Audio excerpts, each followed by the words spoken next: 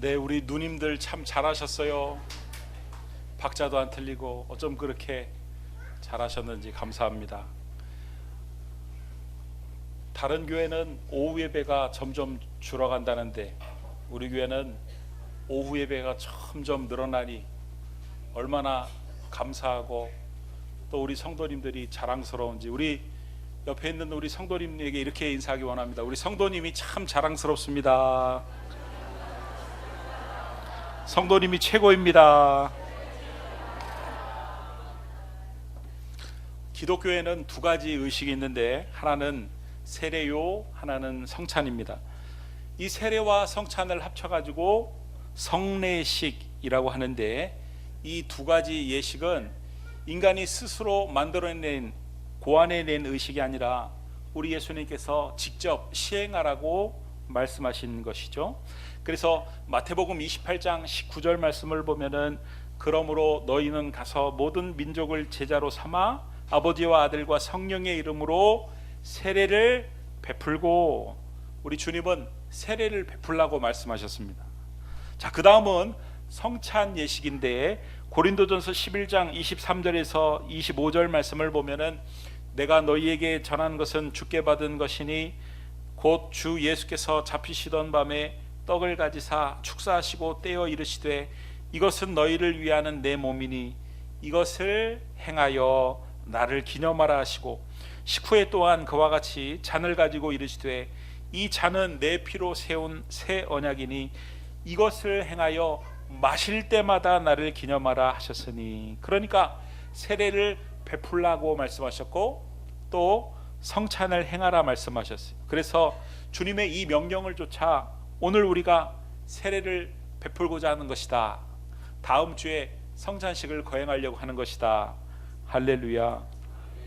자, 주님의 명령이니까 세례는 받기는 받는데 세례가 뭔지는 알고 받아야 되는 거 아니겠습니까?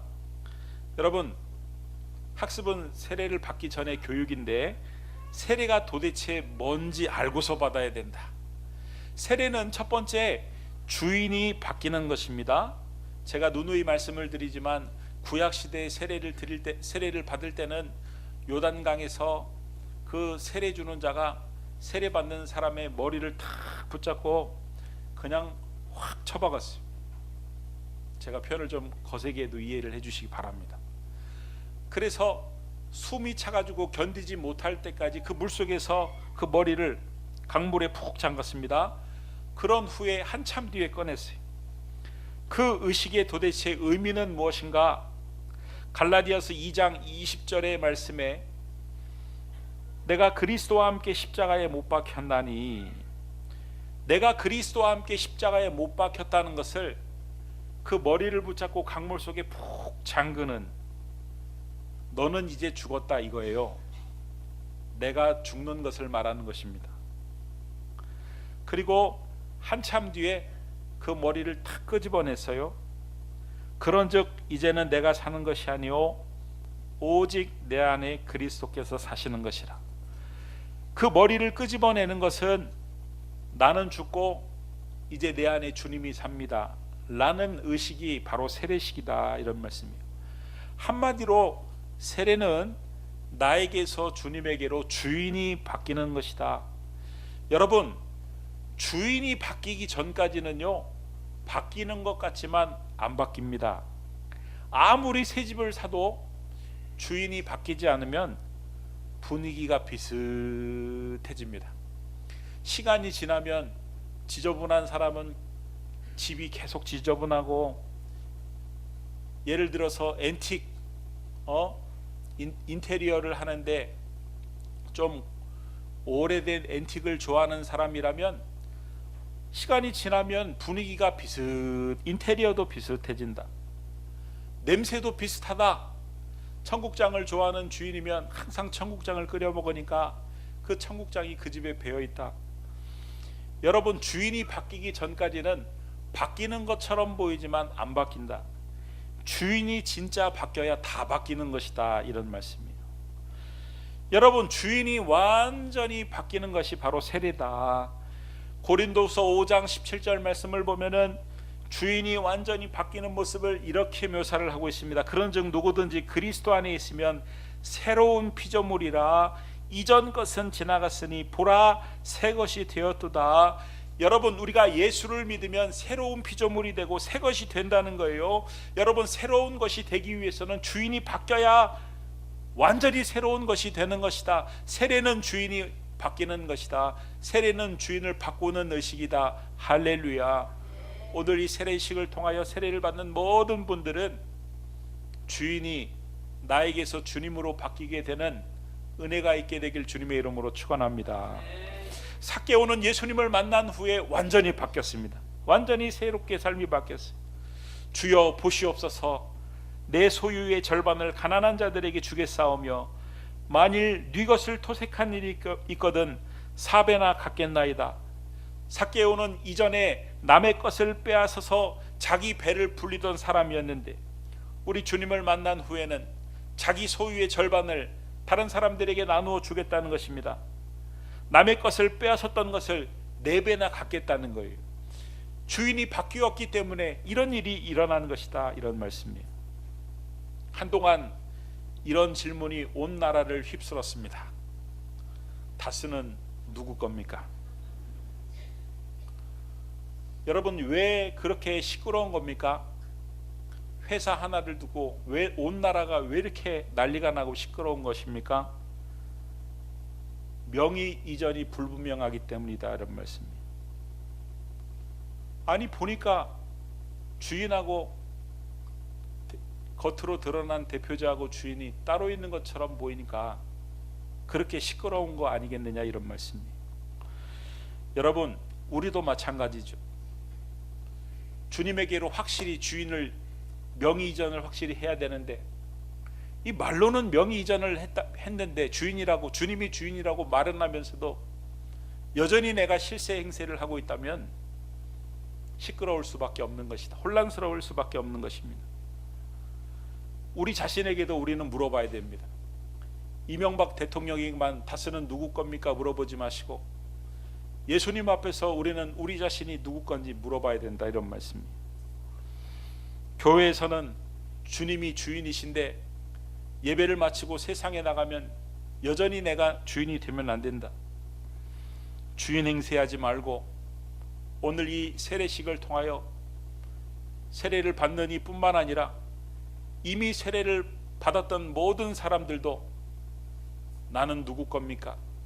질문을 던지시고 주님께로 명의 이전들을 확실히 할 수 있는 그런 귀하고 아름다운 세례식이 될 수 있기를 주님의 이름으로 축원합니다.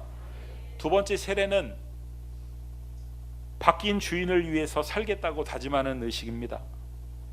여러분, 주님은 나의 주인이신데 나를 창조하셨기 때문에 나의 주인이시기도 하시고 나의 죄값을 십자가에서 대신 치러주시고 죽어주셨기 때문에 대신 죽어주셨기 때문에도 나의 주인이십니다.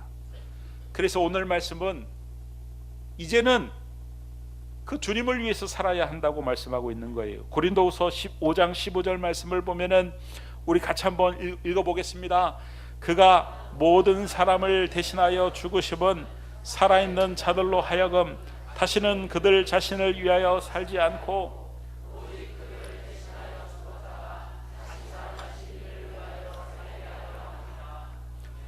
여러분, 내가 주인이었을 때는 내 마음대로 살았을지 몰라도 주인이 주님으로 바뀌었기 때문에 이제부터는 내 마음대로 사는 것이 아니라 주인이시는 주님을 위해서 살아야 한다. 여러분, 옥합을 깨뜨렸던 여인은 일평생 악착같이 자기 자신만을 위해서 산 사람이었습니다. 쓸 거, 입을 거, 먹을 거 제대로 쓰지 않고 먹지 않고 악착같이 돈을 끌어모으기 위해 살았던 사람이었는데 그러나 예수님을 만난 이후에는 완전히 달라졌어요. 300데나리온이나 되는 자신의 전 재산에 해당되는 그 옥합을 주님을 위해서 아낌없이 부어드렸는데 그것은 주님을 위해서 살겠다는 그녀의 신앙 고백이었다, 신앙의 표현이었다, 이런 말씀입니다. 여러분, 혹시 장욱조라는 가수를 아십니까? 작곡가로 데뷔해가지고 이 사람이 기다리게 해놓고 뭐 1980년도 초반에는 고목나무라는 노래로 전국 인기가요 1위를 7주나 차지한 사람이었고, 인기가 막 절정으로 올라가려고 딱 하는 순간에 누가 혜성처럼 등장했냐면 국민 오빠 조용필이가. 그러는 바람에 사람들에게 잊혀진 사람이 되고 말았어요. 그래가지고 세상 살기가 싫어졌고 죽고 싶어졌습니다. 1986년 4월 22일 날 저녁에 그의 아내가 먼저, 여보 나 친구 따라 교회 간다. 아내가 원불교 아주 독실한 불교 신자였는데 친구 따라 교회를 가더니 은혜를 받고 당신도 가자고. 그래가지고 처음에는 이 양반이 믿음도 없죠. 그냥 아내의 강력한 권유로 인해서 마지못해 교회를 다녔는데, 그저 한 1년 동안 교회를 다니면서 머리로만 하나님의 은혜를 알았는데, 어느 날 집회를 참석해가지고 나 같은 죄인 살리신 그 찬양을 부르는데 얼마나 눈물이 터져 나오는지. 그래가지고 회개가 터져 나오고 이제부터는 자기가 주님을 주인으로 모시게 살겠다고 결심을 했습니다.